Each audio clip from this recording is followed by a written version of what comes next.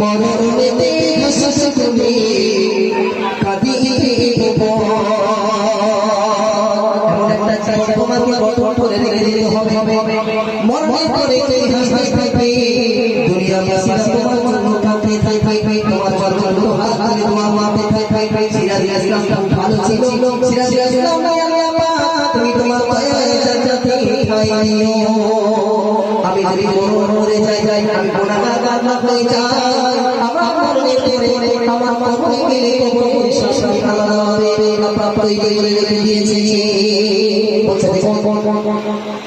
এমন জীবন মরণ কত মুমিন সাল্লাল্লাহু আলাইহি মরণে হাসাস তুমি কাঁদিবে